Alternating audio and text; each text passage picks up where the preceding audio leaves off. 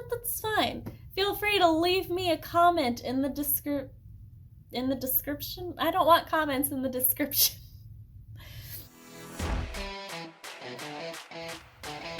Hey yo, and welcome back to my channel where I talk about writer things, parent things, and writer-parent things. This week I'm going to be talking about writing with dyslexia. I have already done a video discussing kind of the bare bones of dyslexia and how I experience it. Because I have seen a plethora of people asking for writing tips with dyslexia or how to write with dyslexia, I decided to do the best that I can to help out. Please keep in mind that my videos are based on my personal knowledge and experiences, and therefore they may not be universal, especially a video like this one. Onward to the video. A very quick definition of dyslexia is that it affects our ability to break words down into their component phonemes. However, it can do a lot more than that, or just a lot of different things, such as affect our ability to remember specific words, or to read, or to write, or hell, it can even fuck up our ability to speak or remember sentences. It's a whole grab bag of different difficulties at differing levels per person, which sounds like it could make trying to be an author our own little hell. And it's not entirely inaccurate. But fear not, because I'm here to share the things that I do or have done that make it a little bit easier to cope with dyslexia as an author. All of the advice I'm sharing is 100% stuff that I have personally done or still personally do. I hope that it helps somebody, whether you're dyslexic or not, and if it doesn't help you, that's fine, just leave the advice for somebody else. It may not seem like it, but the way in which we format our documents can go a long way in allowing us to write for longer periods of time with fewer issues. I personally recommend the Open Dyslexic font, which is a font that was specifically designed for people with dyslexia and will be linked in the video description down below. A lot of ebook apps will also offer Open Dyslexic as a reading font, so highly recommend. It makes eye fatigue and everything so much of a non-problem. I love it. I will also write in Calibri because that's one of the default fonts for the writing program I use, and I can be a little bit of a lazy bitch sometimes. I know some other people with dyslexia who prefer the sans fonts, such as Comic Sans is a really popular one, and I know they're not the most professional looking of fonts, but nobody needs to see my document. We can always just reformat it to send to other people. Also, adjusting line height can help prevent word jumbling, and there are some programs that will allow for the actual document to be changed different colors. I prefer to work with green because green helps with migraines, but I will also select beiges or browns when green is not available because I just personally find it easier to read beige and brown. And speaking of reading, dyslexic writers are still, writers. Plus, reading a lot is going to help teach and bridge that gap for things that were just hard to learn in school. Will it be easy? I don't fucking know.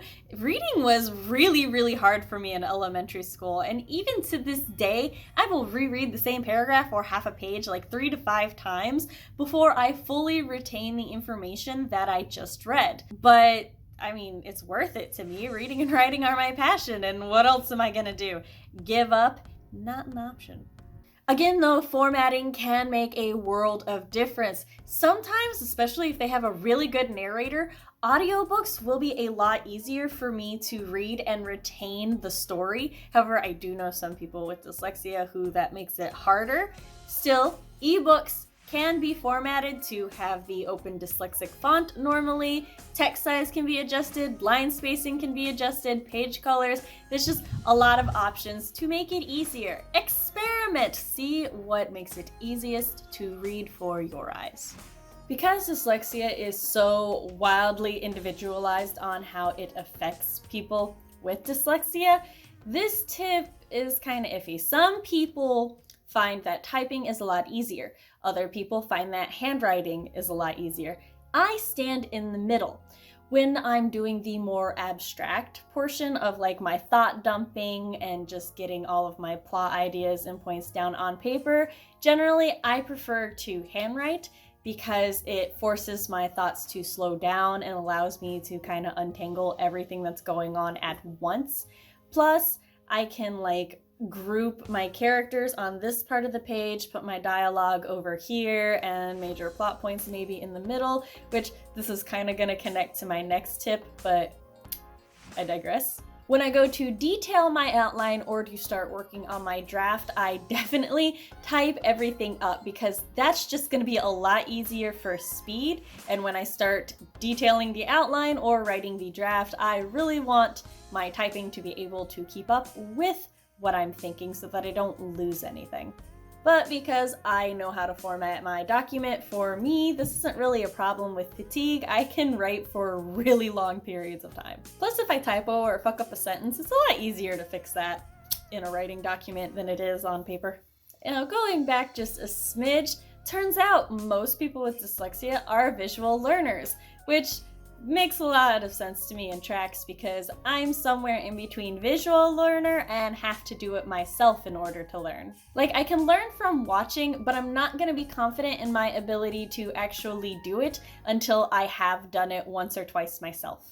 But all in all, somebody can't just rattle off instructions to me, or I can't really just read the to-do list without a lot of struggling and rereading. Picture instructions are my friend.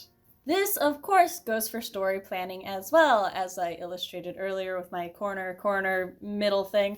I have recently been recommended a program called Milanote, which I absolutely adore and basically allows me to do my planning process digitally.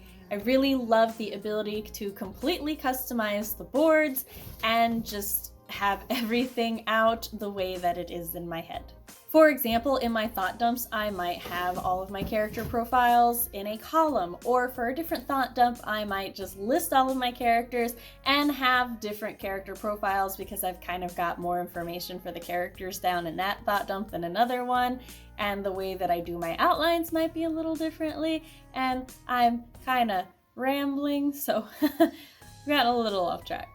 Point was that I recommend visual aids or visual organization to help keep things very clear, such as a Venn diagram for siblings where we put how the sibling A is different from sibling B and then how they're similar in the middle. Now that's a lot for the writing and prep process, right? However, writing is more than just the drafting stage, isn't it? There's also editing and revisions. So what do I got for that? Well, I've got two different tips, and I'm gonna go with the one that I prefer first, and that is a critique partner who understands my needs. Now, finding a good critique partner in general can be hard as fuck, but bear with me. I have some very specific needs that will make or break a critique partner for me because of my dyslexia.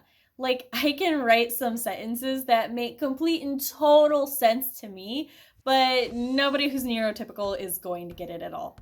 Like, it is so annoying and frustrating when I have some of these gargly sentences and my critique partner is treating it like I'm dumb or like I just don't know how to write. It's just really annoying. However, my main critique partner, who has been critiquing my stories for years, understands that if I have a sentence like this, it's not for lack of skill, it's just because things didn't translate between my head and my fingers right. So he'll just leave a note saying, I'm not sure what you were trying to say here, or this doesn't make a whole lot of sense, what were you going for? And then I'll message him. Sometimes I'll tell him what I was trying to say. Other times I'll just keep rewriting the sentence until he gets what I was trying to say. I kind of find that one works the best. He'll also leave very specific comments about what isn't working, which specific feedback is so valuable to like anybody. But I find it especially vital to me, especially since my dyslexia will literally prevent me from reading a typo until somebody else highlights it and tells me this word is misspelled. It's just like a weird magic veil.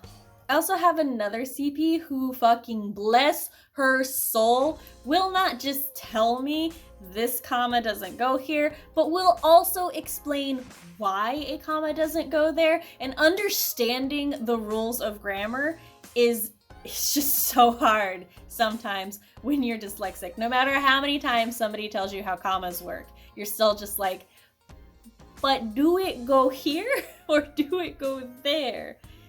However, eventually, if I'm told enough times, the rule finally sticks. So it is super important to me that my CPs are both patient, willing to explain, and do not take offense when I ask questions, further clarification, or just need to go back and forth to rewrite a scene 5 or 6 times. I mean a sentence, not well, to be fair, both, but I don't usually have to rewrite scenes because I'm, not to toot my own horn, but a pretty good writer. Grammar and I just, we're acquaintances on a train together. I mean, just to illustrate how bad my dyslexia likes to fuck with me sometimes, once early in our partnership, my main CP was just like, oh, you have a typo in your 3rd paragraph. And I'm like, what typo? There's no typo in the paragraph. Can you tell me where it is? And he was just like, oh yeah, the 2nd sentence. And I'm like, no, I don't. Can you And so he finally just screenshot he highlighted it and then screenshot it and sent it to me. And suddenly I could see the typo in my document and I was like, thank you, please just do that for now on. And he was like, okay, if that's what you need. People who understand are just amazing. They're the best. Now, keeping in mind everything that I just said about critique partners and, adding in the fact that they can be really hard to find and apparently in very short supply, we're going to talk about advanced grammar checking programs. That's not at all the technical term, but it's okay because I'm going to explain. A regular grammar and spelling check is just gonna go through and find all of your typos, maybe circle through whether it has an apostrophe or not for hours because you're like, which one is it spelling? But anyway, they're not likely to pick up if I write wander instead of wonder, which, let's be real, I am far more likely to do a word replacement than I am to typo, to be honest. Now, they've taken that idea and improved on it quite a bit. No longer do these spelling and grammar checks just look for misplaced commas and apostrophes or a typo here and there. They're also going to let me know if I'm being too wordy or how many times I've overused so in a single script. Any hoozle. Many people prefer different ones. I'm sure there's a list and one can Google to try out various ones. However, I prefer Pro Writing Aid, which is so fucking awesome. I'm only using the free version right now, and if, for example, it highlights a sentence and it'll give me a short explanation, and then there's also this little orange circle that if I click on it, it gives me an extended explanation on the grammar rule or why this sentence was highlighted. And I find that so fucking important and fascinating because not only does it help me do cleaner drafts, it also teaches me, and I am pro learning. Now, there is both a free and a premium version, but that's kind of just the business model with a lot of computer programs, right? My last tip is super important. Don't beat yourself up. Writing stories is fucking hard and difficult. Add onto that a learning disorder that literally fucks with your relationship with words, and oh my god, just why? But hey, it is doable. And hell, if we have to send a messy ass draft to our very understanding and benevolent critique partners, fuck, at least we have that messy ass draft to send to them, because if this were easy to do, a lot more people would be actually doing it and not just saying, yeah, I've always wanted to write a book. And I mean, just like everybody else, the more we do it, the more we will adapt and learn, and the easier it will become. It just takes a lot of work and a lot of dedication, which it takes for everybody. But hey, We've got this. We can publish our books and one day hold them in our hands. So when the fuck-ups happen, just take a really deep breath, maybe even try to find amusement in some of the typos, and just carry on. Alright everybody, that's all I got for you this week. Do you have dyslexia? Do you not have dyslexia? I hope that this video was at all helpful for you, whether or not you do have it, but especially for people with dyslexia pursuing a passion in a field that admittedly we have a built-in disadvantage for. It is what it is. Please let me know your thoughts in the comments down below, and hey, if you'd like to stay up to date on all things Sam, you can sign up for my newsletter. I host live streams on Mondays at 7 p.m. Central Standard Time, and I post videos like this one on Wednesdays, theoretically around the same time. And remember folks, if you're curious about whether or not I can write, you can check out my website here, samanthaalnasset.com, where I do have short stories posted for your reading pleasure. And if you would like to stalk me on social media, that's cool too, at samanthaalnasset on Instagram, Twitter, Tumblr, and Facebook. If you liked this video, please give it a like, comment down below, maybe subscribe to the channel, and ring-a-ding that bell. Hope to see you soon. Sam out. Do, do, do, do, do, do, do, do.